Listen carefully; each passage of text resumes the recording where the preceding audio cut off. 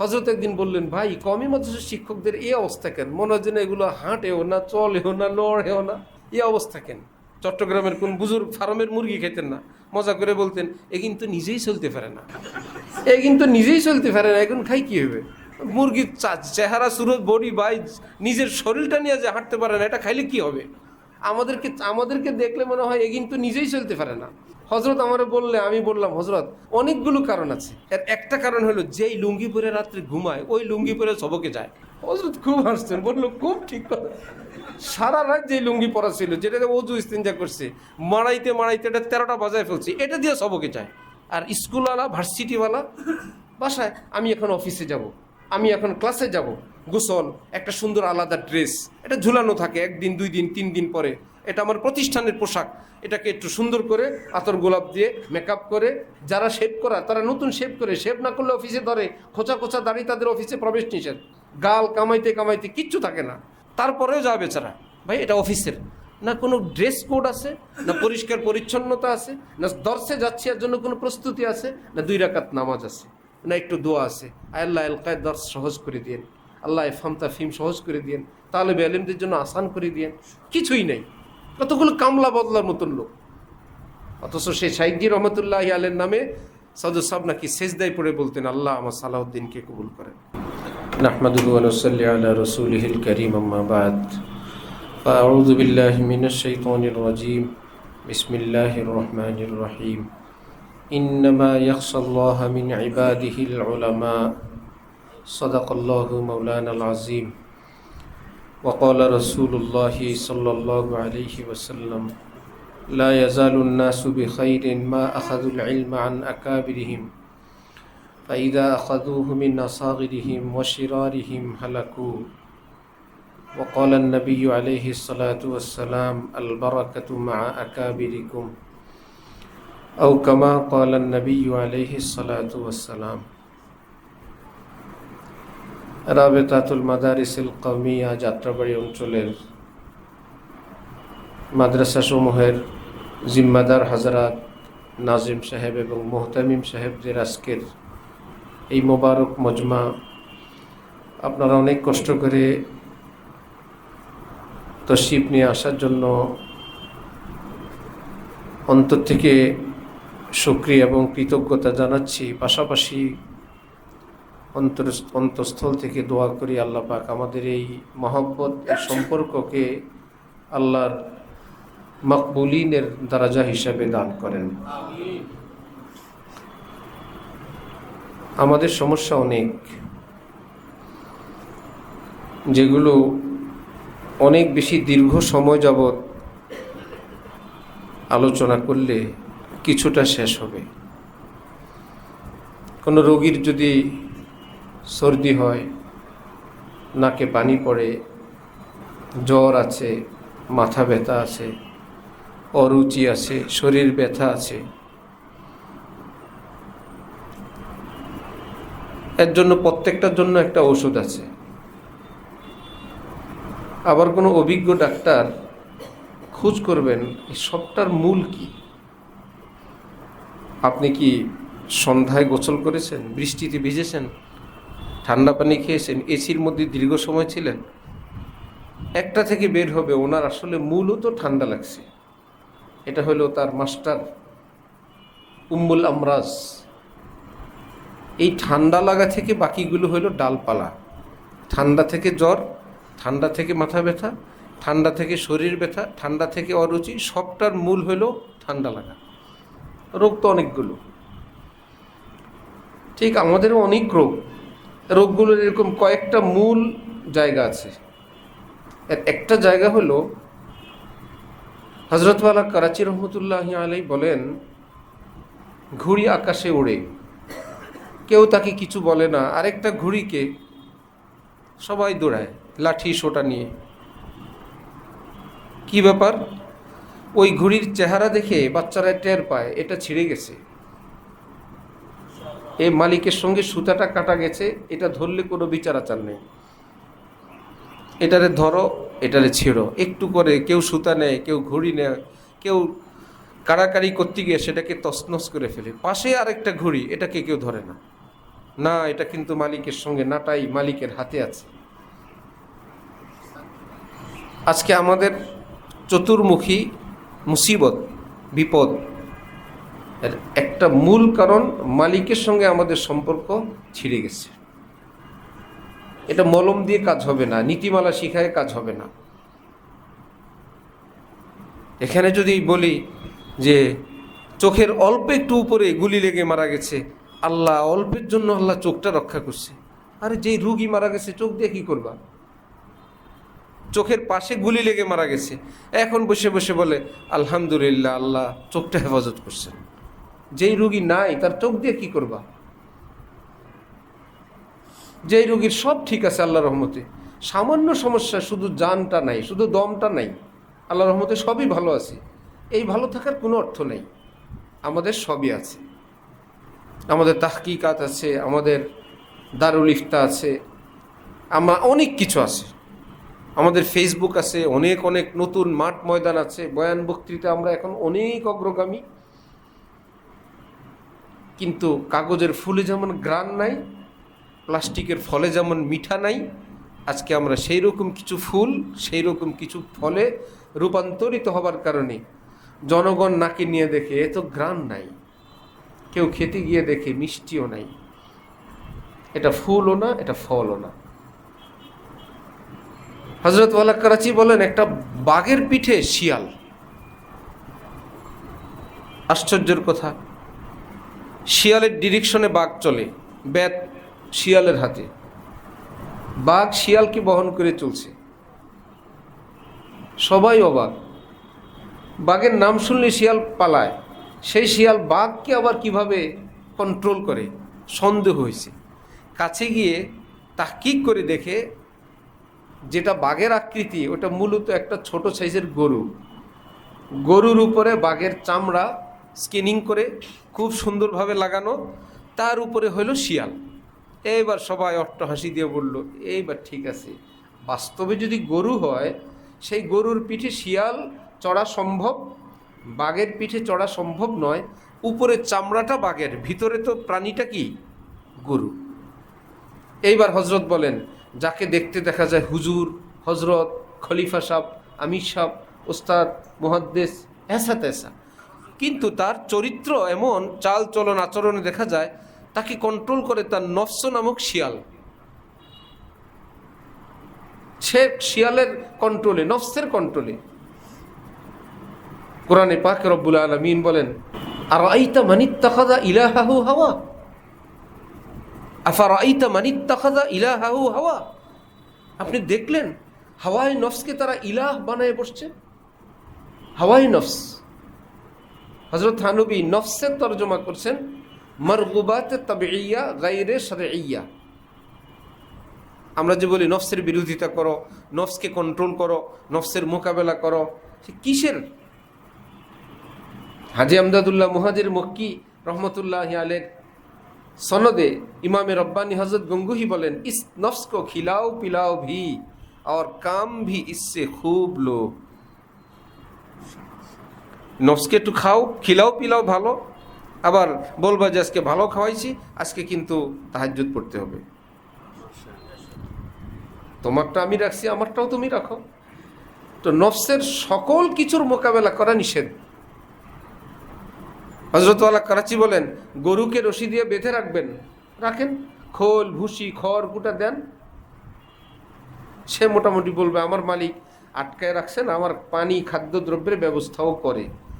তার খেতেও দিবেন না, আপনিও ব্যবস্থা করবেন না, এক পর্যায়ে এমন রশি টান মারবে, ছিঁড়বে, তো শেষে নিজের খেতও খাবে, পরেরটাও খাবে। নফসকে যখন আপনি কোনো চাহিদাই পূরণ করবেন না, এমন ছিঁড়া ছিঁড়বে, হালালও খাবে হারামও খাবে। এর চাইতে ভালো তাকে হালাল কিছু দেন। হজরতের ভাষায় আন্ডা বিরেন্ডা পিলা তো, বেচারা সিদ্ধ ডিম খেতে চায় খাওয়াও, বুট বাদাম খেতে চায় খাওয়াও, ভালো জামা পরতে চায় পরাও। এক সাহাবী নবীজির কাছে এসে জিজ্ঞেস করলেন ভালো জামা পরতে মন চায়, ভালো জুতা পরতে মন চায়, এটা কি তাকাব্বুরের মধ্যে পড়বে? নবীজি বললেন না, ইন্নাল্লাহ জামিল ইউহিব্বুল জামাল, তো কিছু না।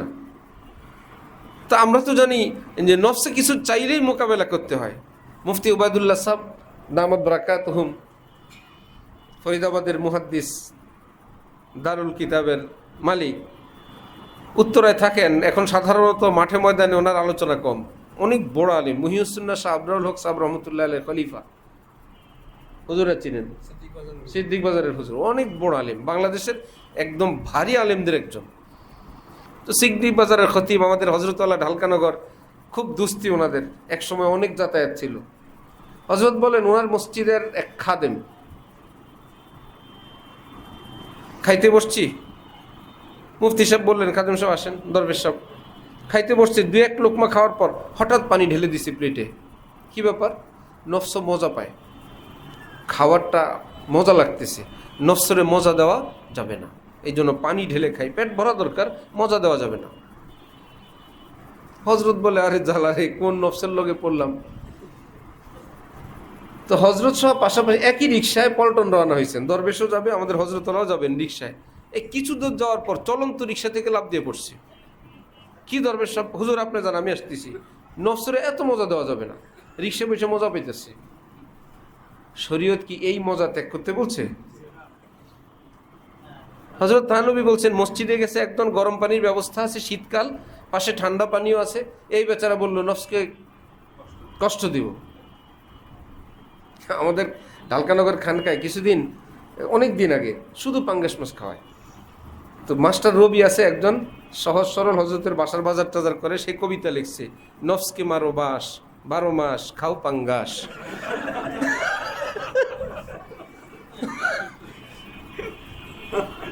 ভাই শুধু পাঙ্গাস, নফসের যত খাইছো একদম নফসের পাঙ্গাস খাইয়েই বলি আল্লাহ হয়ে যাবে।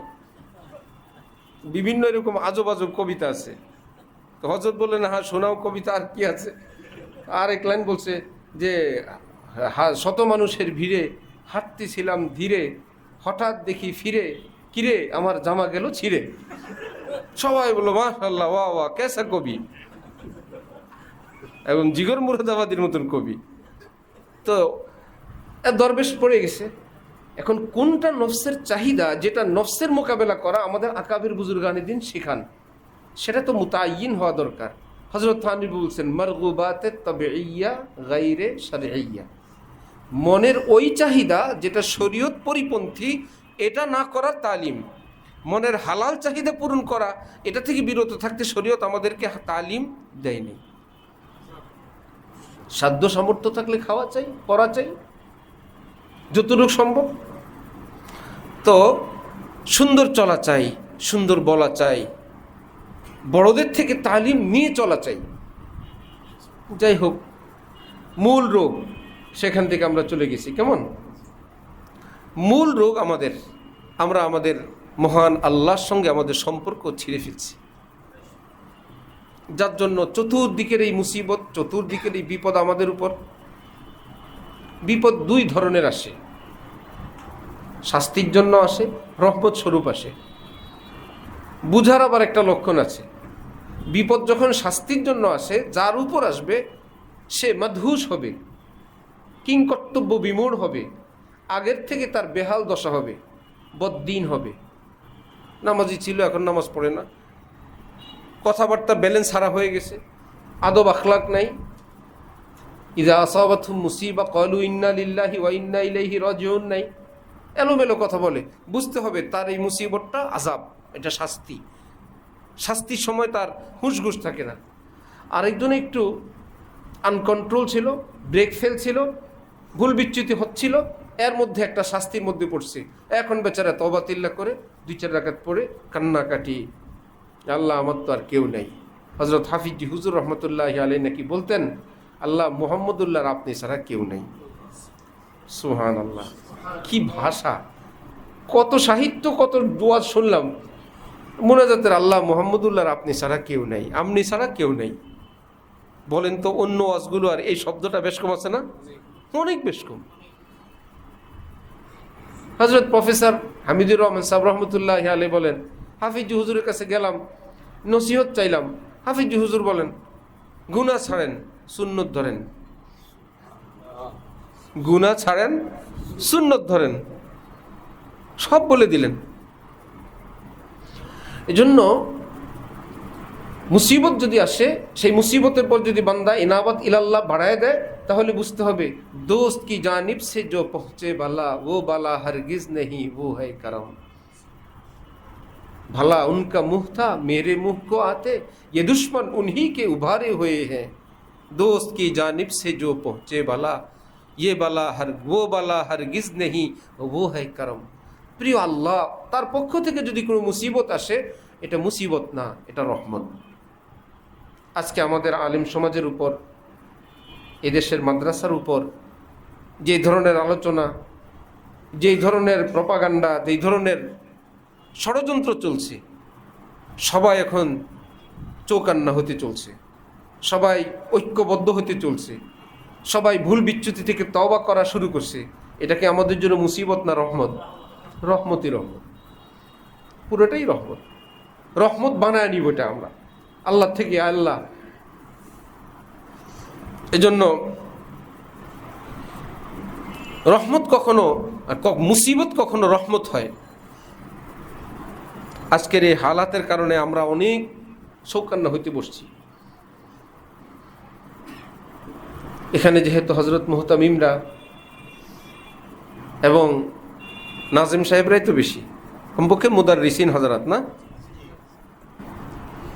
হজরত মুহাদ্দিস সাহেব রহমতুল্লাহ আলী, হজরত মাওলানা হেদায়েতুল্লাহ সাহেব, মুহাদ্দিস বাংলাদেশের হেদায়েতুল্লাহ সাহেব, বাংলাদেশের শেখুল হাদিস আজিজুল হক সাহেব, উপমহাদেশের শেখুল হাদিস জাকারিয়া সাহেব, হজরতজি হজরত মাওলানা সালাউদ্দিন সাহেব,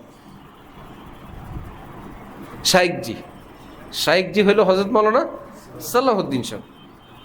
আর শেখুল ইসলাম হজরত তাকি উসমানী সাহেবের ভাষায় উপমহাদেশের, এশিয়া মহাদেশের শ্রেষ্ঠ মুহাদ্দিস ছিলেন হজরত মাওলানা হেদায়েতুল্লাহ সাহেব। ওনার জীবদ্দশায় কোনো ছাত্র ভারত পাকিস্তানে গেলে ওখানের মুহাদ্দিসরা, উস্তাদরা জানতে চাইতেন हजरत मौलाना हिदायतुल्लाह साहब बाहयात नहीं? हजरत है तो फिर आप उल्लू करे, उल्लू के पट्टे उनको छोड़कर कहाँ आए? হেদায়েতুল্লাহ সাহেব বাংলাদেশে, তুমি দারুল উলুম করাচিতে পড়তে আসছো, দেওবন্দে পড়তে আসছো, বেকুব কোথাকার। মৌলানা হেদায়েতুল্লাহ সাহেব বাংলাদেশে, ওনাকে রেখে তুমি হাদিস পড়তে এখানে আসছো? এসা বড় মুহাদ্দিস ছিলেন। মদিনা বরাবরার গ্রান্ড মুফতি, মুফতি আব্দুর রহিম আল কুরাইশি হুসাইনি, আমাদের হজরতওয়ালার সঙ্গে খাস কামরায় দেখা হইলে অনেক কথার এক ফাঁকে যখন জানতে পারলেন হজরতের সনদ, মুহাদ্দিস সাহেবের ছাত্র আর মুহাদ্দিস সাহেব হজরত মাদানির খাস সাগরিদ, উলামায়ে দেওবন্দের এই সনদ, সেই প্রধান মুফতি যিনি জামিয়া ইসলামিয়া মদিনা মুনাওয়ারার মুফতি, মদিনার গ্রান্ড মুফতি, উনি দরখাস্ত বললেন আমাদের হজরতকে, আপনি আমাকে একটা হাদিস পড়ে আপনার সনদ আমাকে দেন, আমি আপনার ছাত্র এবং শিষ্য হইতে চাই, আমি উলামায়ে দেওবন্দের ছাত্র হইতে চাই। যারা হজরত মুহাদ্দিস সাহেবকে দেখছেন আর ঢালকানগরের হজরতের সবক দেখছেন, তারা বলে হুবহু কপি। সবকে বসেন হজরত তিরমিজি আউয়ালে যেন রাসূলুল্লাহ সাল্লাল্লাহু আলাইহি ওয়াসাল্লামের সামনেই বসছেন ওস্তাদ, একদম শতভাগ আত্তাহিয়াতুস শুরুতে আদব কি, তরজ কি ভাষার, অন্য কথা তো প্রশ্নেই নাই, চোখের পানি কি। এখন আমি নোট করতাম তিরমিজি আউয়াল, আমার কাছে বড় খাতায় 2200 পৃষ্ঠা নোট আছে। এখন যেখানে কান্দেন, আমি কান্না কি লিখবো, অল্প কাঁদছেন বেশি রাখছেন, আমি লেখার গতি ঠিক রাখতাম, লেখায় যে গতি, যতক্ষণ কান্দে আমি এরকম টিক চিহ্ন দিয়ে যেতাম যে এই পৃষ্ঠায় এতক্ষণ কাঁদছে, যতক্ষণ কাঁদছে আমি ততক্ষণ আমার কলম ওইভাবে চালাইতাম, যত লাইন হয়। শুরু করছেন তো আবার শুরু করছেন। তো হজরত মুহাদ্দিস সাহেব লালবাগের মুহতামিম, শাইখজি রহমতুল্লাহ আলাই লালবাগের মুহাদ্দিস, দুজন খুব ঘনিষ্ঠ একান্ত। মাদ্রাসা খোলার একদিন পরে আসছেন শাইখজি হজরত মাওলানা সালাউদ্দিন সাহেব, মুহাদ্দিস সাহেব তো ফায়ার। শাইখজি গিয়ে বললেন, আমার বাড়ি ভোলা লালমোহন, আমি ব্যাগ নিয়ে সামানপত্র নিয়ে বাড়ির থেকে লঞ্চ স্টেশনে আসছি, আসার পর জানতে পারলাম ধর্মঘট, লঞ্চ ছাড়বে না, এই জন্য আমি রওনা হইতে পারি না, আবার বেঁকে গেছি বাড়িতে, এই জন্য দেরি হয়েছে। মুহাদ্দিস সাহেব বললেন, এটা কোনো ওজর? এটা কোনো ওজর হলো? খোলার দিন মাদ্রাসায় হাজির থাকতে হবে, এর কোনো ইহতিমামই আপনার মধ্যে নেই, কোনো গুরুত্বই নেই। যদি থাকতো 2-3 দিন আগে থেকে আপনি খবর নিতেন, অমুক দিন আমি ঢাকায় রওনা করব, লঞ্চ ঘাট ওপেন আছে তো, কোনো অসুবিধা নাই তো? কোনো খোঁজ নাই, খবর নাই, ব্যাগপত্র নিয়ে একদম স্টেশনে এসে গেছেন, খুব একটা দায়িত্ব পালন করছেন। আগের থেকে খবর নিয়ে তো জানতে পারতেন অমুক দিন ধর্মঘট আছে, একদিন আগে চলে আসতেন, অন্য ঘাট দিয়ে চলে আসতেন।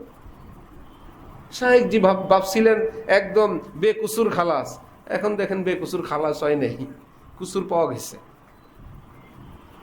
হযরত শেখুল ইসলাম মাদানী রহমতুল্লাহি আলাই, শেখুল হাদিস দারুল উলুম দেওবন্দ, মুহতামিম হযরত কারি তৈয়ব সাহেব, কিন্তু হযরতের ছাত্র, হযরত মাদানীর ছাত্র কারি তৈয়ব সাহেব, ছাত্র মুহতামিম, উস্তাদ হইলেন শেখুল হাদিস। এখন হযরত মাদানী ছুটির আবেদন পাঠাইছেন মুহতামিম সাহেবের কাছে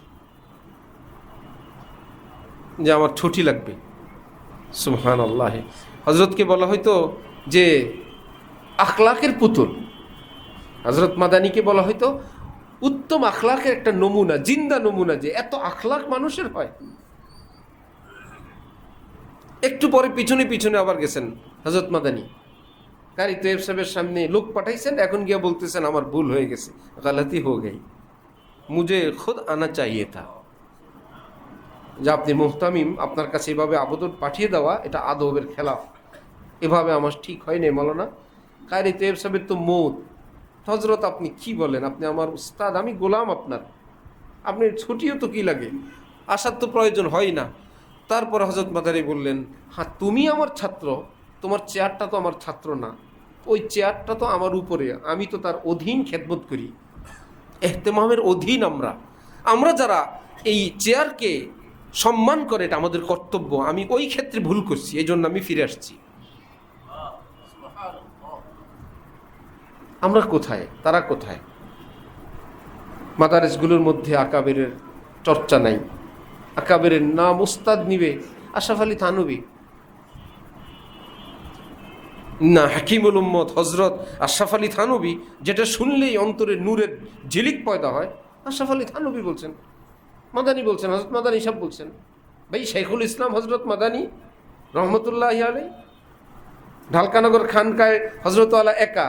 আমি কোনো কথা গিয়ে বলতেছিলাম যাত্রাবাড়ি হযরত মুহতামিম সাহেবের নাম, আমি ছোট ছাত্র মানুষ, আমি বললাম মুফতি মাহমুদুল হাসান সাহেব। হযরত চিনতেই পারতেছিলেন না, মুফতি মাহমুদ কে? যাত্রাবাড়ি হযরত, ওনার নাম এইভাবেই বলে মুফতি মাহমুদ, এত বড় একজন আলেম বুজুর্গ মুফতি মাহমুদুল হাসান। বলতে পারলেন না হযরত মাওলানা মুফতি মাহমুদুল হাসান সাহেব দামাত বারাকাতুহু? কেউ নাই, হযরত আর আমি দুইজন, দমকাদমকি চলতেছে। একজন আলেমের নাম এভাবে নেই, হযরত মুহতামিম সাহেব দামাত বারাকাতুহুম যাত্রাবাড়ি, একটু বললেই তো হইতো, নাম বলা লাগে। আমরাই যদি চর্চা না করি, ওস্তাদজির নাম, এক ওস্তাদজির নাম একদম একদম কামলা বদলার মতো নাম নিয়ে ছাত্রের কাছে বলে, আলী হোসেন সাহেবের কাছে যা, আব্দুর রহমান সাহেবের কাছেই যাও, আস্তাগফিরুল্লাহ। তো ছাত্র কি শিখবে? যুক্তিবাদীর ওয়াজ ছিল না, স্বামী স্ত্রী দুইজনকে বাচ্চার নাম ধরে ডাকে, কি ব্যাপার? বাচ্চা জন্মের পরে দেখছে বাবা এরে ডাকে মনে করেন মারিয়াম, সে ডাকে আব্দুর রহমান, বাচ্চা বলে মারিয়াম, আব্দুর রহমান। এখন দুই বলদে শিখছে, এর মা বাবা শিখানোর জন্য বুদ্ধি হইলো যে এখন থেকে স্বামীকে বলছে তুমি আমার আম্মু ডাকবা, আমি তোমার আব্বু ডাকবো, বাচ্চা শুনে শুনে যাতে এটা শিখে, এই ছাড়া তো কোনো উপায় নেই। মানে বলদ তো বলদই হয়। এখন আমরা যখন আব্দুর রহমান সাহেব, আলী হোসেন সাহেব বলি, এখন সব ছাত্ররা বলে আসি আলী হোসেন সাহেব, আরে আলী হোসেন সাহেব, হযরত মাওলানা আলী হোসেন সাহেব। হোসেন তো কোনো শব্দ নাই, কাসেম তো কোনো শব্দ নাই, একদম তালিম বর্ষ দিয়ে বলে কাসেম। শব্দ কি কাসেম না কাসেম? মাদ্রাসা না মাদ্রাসা? হুজুরা বলে আমরা মাদ্রাসায় আসছি, মাদ্রাসা একদম ছিন বড়টা দিয়ে বলে মাদ্রাসায়, মাদ্রাসা নাকি? এ তো দন্তস্ব দিয়ে লেখে, এই জন্য বলে সাধারণ মানুষরা বলে আসসালামু আলাইকুম বিসমিল্লাহ। আপনি আমি তো বলবেন মাদ্রাসা, মসজিদ, মাদ্রাসা, দর্স, আবুল কাসেম নাকি? আলী হুসাইন, আলী হোসেন, মাওলানা আলী হোসেন সাহেব, হযরত মাওলানা আলী হোসেন সাহেবের কাছে যাও, এবার ছাত্ররা শিখবে। আল্লাহ, এক ওস্তাদ যে আরেক ওস্তাদ জির নাম এভাবে নেন, তা আমরা তো কতটা নেওয়া দরকার। পাশাপাশি এক ওস্তাদ ছুটি দিছেন, আরেকজন ওস্তাদ দেখলেন এটা ছুটির টাইম না, ছাত্রকে রাস্তায় সিঁড়িতে এখানে পেলেন, কোথায় যাও এই টাইমে, সবকের টাইম, তাকের টাইম, আহাম টাইম। ছাত্র যদি বলে দিল, মিথ্যাও যদি বলে আমাকে অমুক ওস্তাদ থেকে আমি ছুটি নিছি, সাথে সাথে অন্য ওস্তাদ, আল্লাহ আচ্ছা ওস্তাদ জি দিয়েছেন, যাও বলো না, যাও যাও যাও, ওস্তাদ জি ছুটি দিয়েছেন, ঠিক আছে। আল্লাহ রে, এবার ওই ছাত্র এসে বলবে, ওস্তাদজি আপনি চায়ের ফ্লাস্ক নিয়ে পাঠাইছেন, আমার ওস্তাদজির সঙ্গে দেখা হয়েছে, এইভাবে বলছি। ওই ওস্তাদজি বলবে, আল্লাহ আমার তো পাঠানো ঠিক হয় নাই, কিন্তু ওস্তাদ আমার সম্মানটা কিভাবে রাখলেন, মুহতামিম সাহেব আমার সম্মানটা এইভাবে রাখলেন। আর একটু হলে যা বেটা তোর ওস্তাদের চা, চল। ওই বেচারা মেহমান নিয়ে বসে আছে, ছাত্র গিয়া খালি ফ্লাক্স নিয়ে হাজির হয়েছে, কী ব্যাপার, মুহতামিম সাহেবের সঙ্গে দেখা হয়েছে, উনি আমার দমকায় পাঠিয়ে দিছে, ওই শিক্ষক আজকেই সিদ্ধান্ত নিছে 1 মাসের মধ্যে আরেক জায়গায় চলে যাব। এখানে মান সম্মান নিয়ে থাকা যায় না। সব মানুষের আত্মমর্যাদা আছে, সম্মান আছে, এজাজ একরাম করা চাই। দায়িত্বের খাতিরে আমরা কেউ বড় কেউ ছোট, কিন্তু এরপরে সুতরাং আমি বড় এই সেটাও কিন্তু নাই। আমি মুহতামিম, আমি জিম্মাদার, এই বলে আমি সবার থেকে ভালো এটা বলার তো সুযোগ নেই। মুহতামিম 100 বার বলতে পারবেন, যিনি গাড়ি চালান কারোর সঙ্গে পরিচয় দিতে গিয়ে কী বলবেন, না না আমি হেল্পার, যদি আমি চালক বলি অহংকার হয়ে যাবে, এটা বলতে হবে। পড়েন দাওরায়, উনি আরেকজন পড়ে মেশকাতে, এখন মেশকাতে ওলাচ্ছে আমার জামাত উপরে, আমি যদি বলি আমি দাওরা তার থেকে উপরে, এই জন্য কি পড়েন, জালালাইন পড়ি, এটা বলতে হবে না। আমি দাওরা হাদিসে পড়ি, হ্যাঁ আমি যেহেতু দাওরা পড়ি তার থেকে আমি উত্তম, ওই যেহেতু এবং সুতরাং ওইটা হলো তাকাব্বুর। তাওয়াজ্জুদ চলে কি করে, এক মাদ্রাসায় খেদমতে আসি, কোথায়, সোনারগাঁও, কোন মাদ্রাসায়, অমুক মাদ্রাসায়, কি খেদমতে, আল্লাহ রাখছেন খেদমতে, কতগুলো জ্বালা, কতগুলো বিরক্ত, খামাখা এগুলো কিছুই না। বলেন সোনারগাঁও হেদায়েতুন্নাহ এক মাদ্রাসা পর্যন্ত মক্তবে কোরআনে পাক পড়াই, নাজেরা বিভাগে পড়াই, হিসখানায় আল্লাপাক খেদমতে তৌফিক দিয়েছেন, আল্লাপাক এহতেমামি জিম্মাদারি আদায় করি, এরকম মধ্যে কোনো অহংকার নাই। এক বেচারা ওই দিন বলছিল এক মাদ্রাসার খেদমতে আছি, কি খেদমত, মুহতামিম, হযরত দিয়েছেন থাপ্পড়, শয়তান, মুহতামিম বললে কি গুনাহ হয়ে যায়? মুহতামিম মানে কি তুমি আল্লাহর ওলি? মুহতামিম বললে সমস্যা কি? যে বিমান চালায় পাইলট, তারা জিজ্ঞেস করছে কি করেন, রিক্সা চালাই, এটা বলতে হবে? ভাই বিমান চালাই, বলতে হবে না আমি একদম আরশের কাছাকাছি থাকি সুতরাং আমি আল্লাহর ওলি? যেটা করেন সেটা বলেন। জিজ্ঞাসা করলে মানুষের সাফ জবাব দেওয়ার অভ্যাস নেই আমাদের। অমুক মাদ্রাসায় হিফজ বিভাগের খেদমতে আছি, অমুক মাদ্রাসায় মসজিদের খাদেম, এমন চোটে পাটে বলা চাই যে শুনবে বাবা রে, খাদেমের ঠেলা কি, তার গর্ব কত। হ্যাঁ আমি সিনেমার ঝাড়ু দেই না, মার্কেট ঝাড়ু দেই না, সিটি কর্পোরেশনের রাস্তা ঝাড়ু দেই না, আল্লাহর ঘর ঝাড়ু দিই, 5 ওয়াক্ত নামাজ মসজিদে পড়ি, তকবীরুল্লাহর সঙ্গে পড়ি, বেটা কি আলিফ বাতাসা পড়াই, স্কুলওয়ালারা শুনে বলবে বাবা রে। লালবাগের এক ওস্তাদ ছিলেন হযরত মাওলানা শামসুল আলম চাটগামী, না আমি শুনছি ওনার ব্যাগের মধ্যে নাকি লেখা থাকতো, জি কি অধ্যাপক আরবি বিশ্ববিদ্যালয় লালবাগ, ব্যাগ ট্যাগ নিয়ে। ওই সময় তো আলেমদের কোনো সম্মান ছিল না, এভাবে বসতেন, আশপাশ থেকে কেউ বসলে সাইডে জায়গা দিয়ে বসতো, বাবারে অধ্যাপক, হ্যাঁ ভিঠেলা আছে, যেখানে যেটা করা চাই সেটা করা চাই। এক আলেম এমন খুতবা দিছেন, আমাদের হযরত আল্লাহ তখন যাচ্ছিলেন পথে তার দেশে, ইমামতি করলে গজব, খুতবা যা করছে তো করছে কোরআন হাদিস পড়ে, এই যদি জুমা পড়ায় একদম শেষ, খুতবা শেষ, হযরত আল্লাহ একদম সোজা সামনে ইমাম সাহেবের কাছে গিয়ে কানে কানে, আমি জামিয়া আরবিয়া লালবাগের ছাত্র অমুক, হুজুর এজাজত দিলে নামাজটা পড়াই দেয়। জি জি জি অবশ্যই আপনি পড়াই দেন। এখন তাওয়াজু বিনয় করলেও তো নিজের নামাজও গজব, মুসল্লিদের নামাজও গজব হবে, হবে কি না? সোজা চলে গেছে, আমি জামিয়া আরবিয়া লালবাগের ছাত্র, আমার নাম এই, আমি হুজুর এজাজত দিলে নামাজটা আমি পড়াই দিই। জি পড়ান। এক জায়গায় বলছে তখন আল জামিয়ার হযরত সম্পাদক যাত্রাবাড়ি একজনের বাংলা এক সাহিত্যিকের সঙ্গে বসছে, কি আমি মাসিক পত্রিকা আল জামিয়ার সম্পাদক। ওই বেটা আসতে জায়গা দেবো, আরে একটা পত্রিকার সম্পাদক, যেখানে যেটা করা চাই, গলত জায়গায় তাওয়াজু, গলত তরজে তাওয়াজু। হযরত থানভী লিখছেন গলত তাওয়াজুর মজার গল্প। এইরকম বিনয় শুনছে একজনে, দুইজনে শুনে একজনের নাম আব্দুল কাদির। কেউ জিজ্ঞেস করছে নাম কি, সে বলল হাকির ফকির আব্দুল কাদির। খালি আব্দুল কাদির বললো যদি অহংকার হয়ে যায়। দ্বিতীয়টার নাম ছিল শায়েখ নাত্তু। সে ভাবছে হাকির ফকির শব্দ সেই বলে ফেললো, আমি কি বলবো। সে একদম সর্বোচ্চ বিনয়ের জন্য বলল গু দর গু, কুত্তে কা গু, পুরানা গু, সখ্ত বদবু, আখ থু, শেখ নাত্থু। বিনয়ের চোটে কোথায় চলে গেছে। লা হাওলা ওয়ালা কুওয়াতা ইল্লা বিল্লাহ। ছাত্ররা পড়ে, জিজ্ঞেস করলে যে কোথায় পড়েন, মাদ্রাসায় পড়ি। না প্রথম কি করেন, পড়ালেখা করি। কোথায় মাদ্রাসা, কোন জায়গায়, ঢাকায়। মানে জ্বালায় পাগল বানায় ফেলবে আপনারা। কালকে আসছে একজন, পড়ালেখা করে কোথায়, ম্যানেজমেন্টে। না জানি বললো কি পড়াশোনা শেষ করছি, কোন জায়গায়। যখন কতক্ষণ বকলাম, বললাম মন চায় এক বদনা পানি পিছন দিয়ে ঢাইলা বেত, জোর বেত লাগাই। পায়ার যেহেতু মোহব্বত, এখন বলে ঢাকা বিশ্ববিদ্যালয়ে পড়ছি। ভাই দিনদার মানুষ, আপনি চোটে পাটে বলেন ঢাকা বিশ্ববিদ্যালয় থেকে এই সাবজেক্টে পড়াশোনা শেষ করছি, এতে গুনার কি আছে। যিনি জানবেন তিনি সব জানবেন। বাড়ি কই, নারায়ণগঞ্জ। এবারে আপনার মাথার একটা চক্কর দিবে না নারায়ণগঞ্জ বললে। থানাটা বলেন, একটা এরিয়া বলেন, কাশপুর বলেন, চিটাং রোড বলেন। এটা শেখানো চাই, নিজেরাও শেখা চাই, তালেব আলেমদেরকে শেখানো চাই। বাচ্চাদেরকে একজন উস্তাদজির নাম এরিয়া ভিত্তিক নাম দিয়ে দেন, তাও ঠিক আছে। নাম বলতে হয় হজরত মাওলানা আব্দুর রহমান সাহেব দামদ বারাকাতুহুম কাছে যাও। পরস্পর এজাজ একরাম। আমরা কেউ এক মাদ্রাসার ছাত্র না, এক মা বাবার সন্তান না, বিভিন্ন পরিবেশ থেকে আসছি। কিন্তু যেই মাদ্রাসায় থাকবো ওখানের কিছু নীতিমালা থাকে। এ ব্রাকে চাকরি করে, এ গ্রামীণে চাকরি করে, এ অমুক ব্যাংকে চাকরি করে, তাদের একটা স্যুট এবং ড্রেস কোড আছে। আপনি সারাদিন যা পড়েন, অফিসে আসার সময় আমাদেরটা পরে আসবেন, আছে না?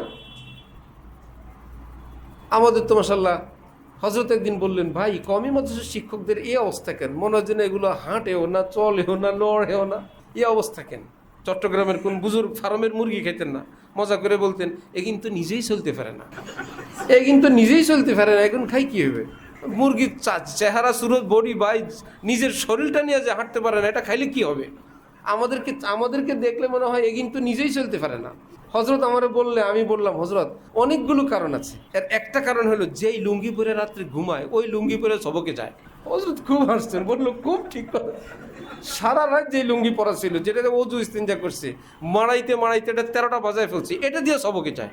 আর স্কুলওয়ালা, ভার্সিটিওয়ালা বাসায়, আমি এখন অফিসে যাব, আমি এখন ক্লাসে যাব, গোসল, একটা সুন্দর আলাদা ড্রেস, এটা ঝুলানো থাকে 1 দিন 2 দিন 3 দিন পরে। এটা আমার প্রতিষ্ঠানের পোশাক, এটাকে একটু সুন্দর করে আতর গোলাপ দিয়ে মেকআপ করে, যারা শেভ করা তারা নতুন শেভ করে, শেভ না করলে অফিসে ধরে, খোঁচা দাড়ি, তাদের অফিসে প্রবেশ নিষেধ, গাল কামাইতে কিচ্ছু থাকে না, তারপরেও যাবে বেচারা।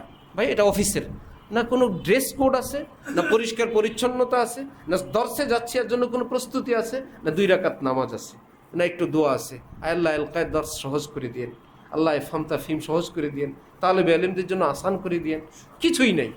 কতগুলো কামলা বদলার মতন লোক। অথচ সেই শাইখজি রহমতুল্লাহ আলের নামে সদর সাহেব নাকি সেজদায় পড়ে বলতেন, আল্লাহ আমার সালাউদ্দিনকে কবুল করেন, আল্লাহ আমার সালাউদ্দিনকে কবুল করেন। মশহুর যে সদর সাহেব বলতেন, আল্লাহ পাক কিয়ামতে ধরলে আমি বলবো আমার কাছে কিচ্ছু নাই, 2 জন তালেব আলেম আছে, সালাহুদ্দিন আর আজিজুল হক, এই 2 জনকে যদি আল্লাহ আপনার ভালো লাগে আমি শামসুল হককে মাফ করে দেন। গল্প বলতে বলতে সময় শেষ হয়ে গেছে।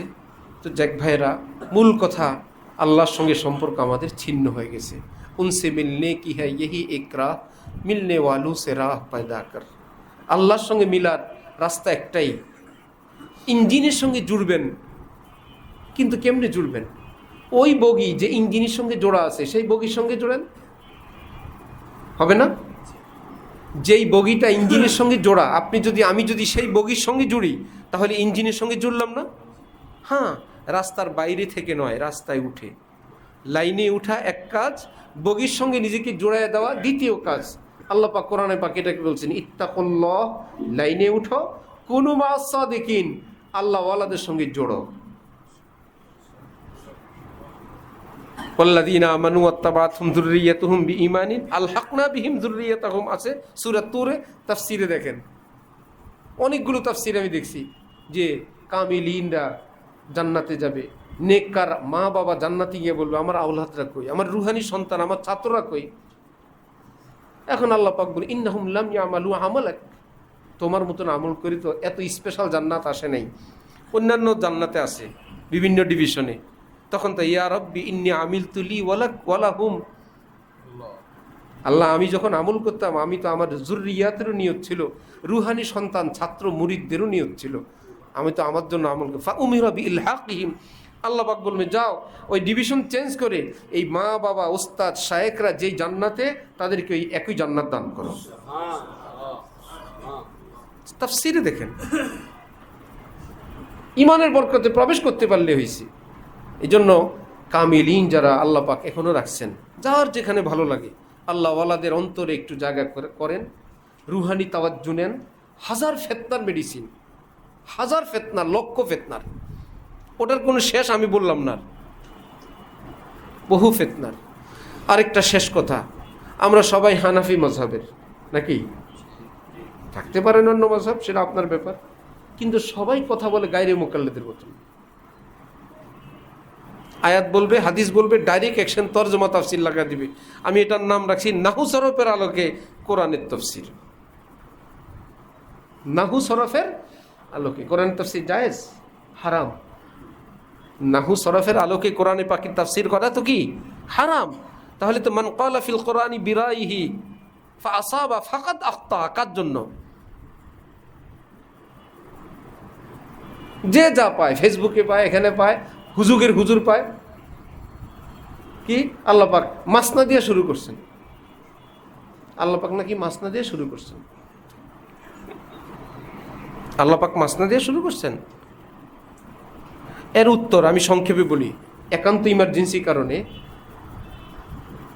কোরআন হাদিসের যত আয়াত, যত হাদিস আছে সেটার উপর ফিকহি মাসআলা সব কিছু কি হয়ে গেছে, ফয়সালা হয়ে গেছে, সুরাহা হয়ে গেছে, মীমাংসা হয়ে গেছে।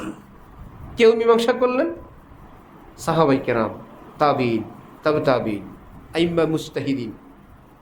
সুতরাং যে আয়াতের আলোকে আমার কিছু বুঝতে হয়, তাহলে আমি হানাফি মাযহাবের লোক, দেখি তো ফিকহি হানাফিতে কি এই আয়াতের আলোকে কি ফতোয়া হয়ে গেল। ফিকহি হানাফি ইমাম আজম ফতোয়া দিছেন, হাত্তাকে সাহাবাই কেরাম ফতোয়া দিছেন। এই যে সাহাবিরা সত্যের মাপকাঠি না, কারণ কি জানেন? যারা বলে বেড়ায় সাহাবি তো এই যুগে নাই, এগো বিরুদ্ধে লাগলো কেন? আমাকে একজন জিজ্ঞেস করছে, আমি উত্তর দিতে পারি নাই ছাত্র জীবনে। তিনি আমাকে বলছেন, দেখো যারা সাহাবিদের বিরুদ্ধে বলে তাদের কিছু মাসালা আছে, আর সাহাবিদের কিছু মাসালা আছে বিরোধ। সাহাবিরা একরকম, তারা বলে আরেক রকম। সাহাবিরা যদি সত্যের মাপকাঠি হয়ে যায়, উম্মত বলবে সাহাবিদেরটা মানবো, তোদেরটা মানবো না। এখন এরা বুঝাইতে চায় সাহাবিরটা মানবো, আমারটা মানবো না কেন? এমনও তো হইতে পারে সাহাবিরটা ভুল, আমারটা সঠিক। ওটা মুখ খুলে তো বলতে পারে না, বললে তো খাবে মার। এই জন্য সাহাবিরা হকের মাপকাঠি না, এটা প্রমাণ করার পর এইবার বলবে সুতরাং এটা ইসলামী সিদ্ধান্ত। আর সাহাবিদের ব্যাপারে বদনাম তো মার্কেটে আগেই ছড়াই দিছে। মহিলাদের মসজিদে আসা নিষেধ, এটা কি আমাদের সিদ্ধান্ত না সাহাবিদের ফতোয়া? তো যখন সাহাবিদের মাপকাঠি উম্মতের সামনে আপনারা বলবেন ভাইয়েরা হযরত ওমরের নেতৃত্বে সব সাহাবিরাই সিদ্ধান্ত দিয়েছেন, যে বলবে মহিলাদের মসজিদে সেই তারই পিটাবে। হযরত ওমরের বিরুদ্ধে, সাহাবিদের বিরুদ্ধে ফতোয়া দাও। 20 রাকাত তারাবি, হাজার দলিল দিলে কাজ হবে না। যদি বলেন হযরত ওমরের নেতৃত্বে হাজার হাজার সাহাবি মিলে সিদ্ধান্ত নিছেন, যারা আসহাবি কান্নুজুম, একজন বলছে মৌজু, অন্যরা তো এটাকে জয়ীফ বলছেন, সনাদান সহি বলছেন, চিৎকার আর চিৎকার।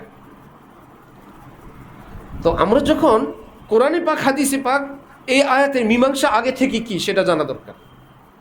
আমাদের বুজুর্গানীদের তামাম তাফাসির, তামাম ফিকর কিতাবে আছে, কি আছে, যারা একদম চোটে পাটে বয়ান করেন, নবী যা বলেন, নবী যা করেন সব কি বলেন? সুন্নত। এটা কি আপনারা মাদ্রাসায় এটা পড়ছেন নবী করলে সুন্নত হয়ে যায়? আশ্চর্য কথা। এরপরেও যদি নবী করলে সুন্নত হয়, একদম জজবা থামাইতে নাই পারেন, তো নবীর প্রথম স্ত্রী থাকাকালীন আর বিবাহ করেন নাই, এই সুন্নতটা পালন করেন। নবী বিধবা বিয়ে করছেন, সেটা করেন।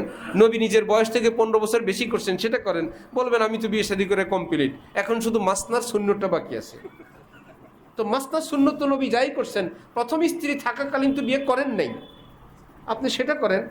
এবং ফিকি হানাফির ফতোয়া যে প্রথম স্ত্রী থাকাকালীন দ্বিতীয় বিবাহ না করা মুস্তাহাব। এবার শোনেন কোরআনে পাকের ওই আয়াত কি, ইদা হালাল তুম ফাস্তাদু, হাজ উমরাওয়ালারা যখন এহরাম থেকে হালাল হও প্রাণী শিকার করো। আল আমরুলিল উজুব গেল কই? হাজি সাহেবরা হজ উমরা থেকে ইদা হালাল তুম, যখন হালাল হও ফাস্তাদু, আল্লাহ পাকের হুকুম। ফুকাহে কেরাম বলেন না, শর্তের পরে আমর আসলে, এমনিভাবে মানহিয়াতের পর আমর আসলে এটা লিল এবাহা হয়। শর্তের পরে আসলে এবং হারামের পর আমর আসলে সেটা কি হয়? এতক্ষণ এহরাম পরা হারাম ছিল, ফাস্তাদু অর্থ আয়ে আসিয়াদা, আল হালাল আসিয়াদা, এখন স্বীকার করা তোমাদের জন্য কি হালাল। ইজা হালাল তুমি, ইজা শর্ত, ফাস্তাদু গেল। ঠিক এমনিভাবে ইন খিফতুম আল্লাহ কি তুকসিতু ফিল ইয়াতামা, ইন হরফে শর্ত। কি করতো আরব দেশে? এতিম, ধনী এতিম মেয়েদেরকে বিয়ে করে করে ধন সম্পদ নিজেরা রেখে মেয়েদের কোনো হক আদায় করে না, তার আব্বাও নাই, জিজ্ঞাসা করার কেউ নেই। যখন এই পরিবেশ হয়েছে যে এই মেয়েটার উপর জুলুম অত্যাচার চলে এতিম হওয়ার কারণে, তার ধন দৌলত সব নিয়ে গেছে জামাই বেটা, এখন আল্লাহ পাক বলেন ইন খিফতুম আল্লাহ তুকসিতু ফিল ইয়াতামা, এতিম বউর উপরে যদি মনে করে তুমি ইনসাফ ঠিক রাখতে পারো না, তাহলে কাজ করো, ফানকিহু মা তাবা লাকুম মিনান নিসা। এই নিসা কিসের বিপরীতে? এতিমের বিপরীতে। সুতরাং সেই নিসার বাপ আছে, সেই নিসার কি আছে? বাপ আছে, ইয়তিম না নিসা। তো যেহেতু তো রাফুল আশিয়া উবিয়াজদা দিহা, যে যাদের বাপ ভাই আছে এরকম ফ্যামিলির থেকে, মাসনা অর্থ কি দুই না দুই দুই দুই দুই। তো কথার ঢঙ্গে বোঝা যায় আল্লাহ পাকের মাসনা ওয়াসুলা সাওয়ারুবা, দুইটা দুইটা, তিনটা তিনটা, চারটা চারটা বিবাহ করো। তার মানে করলে করতে পারো, তারপরে টের পাবা। তামাম ফানকিহুর হুকুম, তামাম ফুকাহা, তামাম তাফাসিরে এক দুইটা সাজ, চাইরো মাযহাবের ওলামাই কেরাম, অন্যান্য মাযহাবে তো বিয়া না করা আফজাল লিখছেন। প্রথম বিয়া না করাই উত্তম, আর আপনি দ্বিতীয়ত পরে। যেই বেচারার বিল্ডিংয়ের নিচতলা নড়ে বড়ে, তারা বুদ্ধি দিছে দোতলা করে ফেলেন,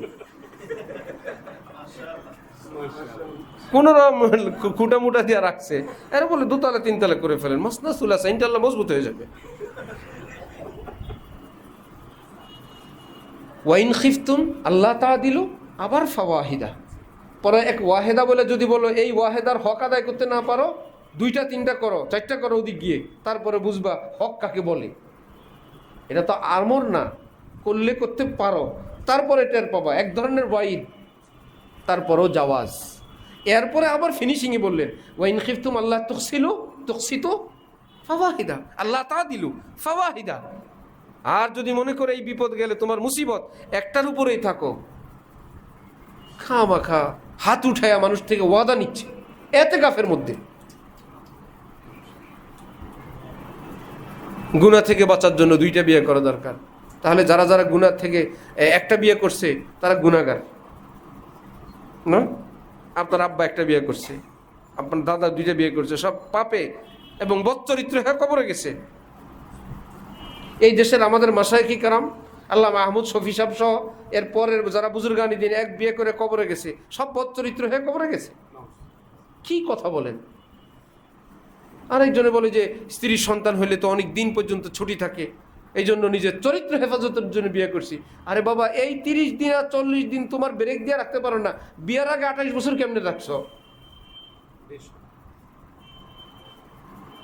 এগুলো সব হলো বড়দের থেকে বিচ্ছিন্ন হওয়ার আযাব, শাস্তি, নিজেদের উপর বিপদ টেনে আনা।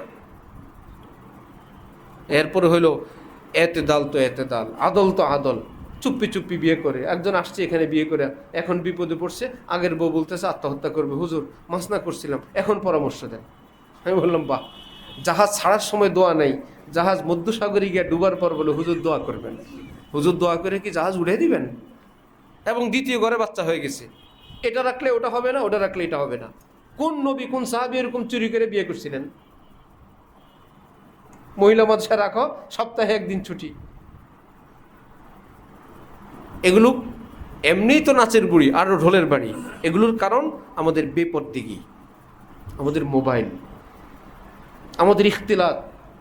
30 জন বুজুর্গের কাছে একটা ছেলে সুফি গেছে, বুজুর্গদের বলছে হজরত একটু নসিহত ফরমা দিয়েছে। মুফতি শফি সাহেব লিখছেন 30 জন এক কথা বলছেন, আওরত এবং আমরত, সুস্ত্রী বালক এবং নারীর ফিতনা থেকে সাবধান সুফি। সুফিদেরকে শয়তান এসে বলে না আজকে রাত্রে চুরি করেন, ডাকাতি করেন, প্যান্ট পরে ঘুরেন, ডিজে পার্টিতে যান, বোতল খাইতে যান। এটা মনে আসলেই সুফি বলবে আস্তাগফিরুল্লাহ, শয়তান আসছে। শয়তান এত বেকুব না, যাওয়ার সাথে সাথে আপনি আস্তাগফিরুল্লাহ বলবেন। এমন সিস্টেমে আসবে, সুফি বলবে এটা তো সুন্দর, এটা তো ভালো, এটা ইসলামিক, এখানে কোরআনে মাসনা বলছে, আমি তো কোনো গুনার পথে নেই। জাইয়ানা লাকুমুশ শাইতান, এটা মুজাইয়ান ইবলিস, তালবিস ইবলিস। এই জন্য আমাদের আকাবিরের পথে থাকেন, বুজুর্গানি দিন, যার যার সঙ্গে মুনাসাবাত, তাল্লুক নামকা আসতে না, গভীর রুহানি তাল্লুক রাখেন, দেখবেন হাজার ফিতনা থেকে বাঁচবেন, বেইজ্জত থেকে বাঁচবেন, এই আমরত আওরতের ফিতনা থেকে বাঁচবেন। আপনার মাদ্রাসার ছাত্ররা বলবে হুজুর এখন আগের মতো নেই, ওস্তাদজি চাল চলন পরিবর্তন, ওস্তাদজি আমাদের নাবালিকদের গামছা দিয়ে হাতও মোছে না। আমি আমাদের হজরতের দর্শে, আমাদের হজরতওয়ালার দর্শে আমার দাড়ি উঠার আগে পিঠের পিছনে বসতাম সবকে, কেউ সামনে কেউ পিছনে। এবারত পড়ি আমি, আবার এবারত পড়ি আমি ঢালকানো করে, আমি তো প্রথম জামাত থেকে দাওরা, এবারত পড়ি আমি কিন্তু পিছন থেকে। আমরা তো গল্প শুনি, কানাল ইমাম আজম ইউজলিস ইমামা মুহাম্মাদিন ফি দারসিহি খালফা জাহরিহি মাখাফাতা আইনাইহি মা কামালি তাকওয়াহু। ইমাম আজম বসাইতেন, গল্প কি ওখানেই শেষ? মান কাররারা নাজারা আলাল আমরাত ওয়া আনকারা শাহওয়া ফাকাদ কাযাব। বারবার জিজ্ঞেস করে, বেটা তোমার নাম কি, তোমার আব্বুর নাম কি, বারবার নজর করে। তারপরে ওয়া আনকারা শাহওয়াতা ফাকাদ কাযাব। আজকে এগুলো তো উঠেই গেছে, বলে আপনি আছেন এখানে, আমরা আছি কোথায়? এই সমস্ত ব্যাপার স্যাপার, এটাই ব্যাপার, এটাই জিল্লতির কারণ আজকে আমাদের।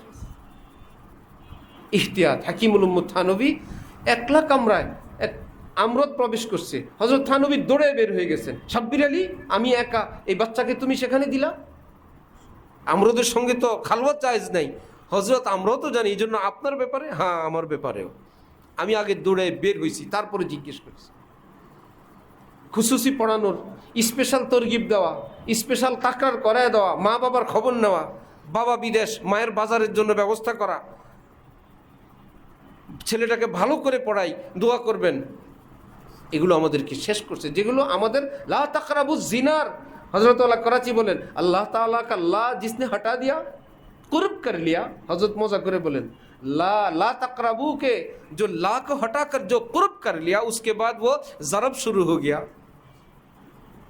कुर्ब के बाद क्या है? जरब। আবার কিতাবের মধ্যে লিখছেন টাচিং।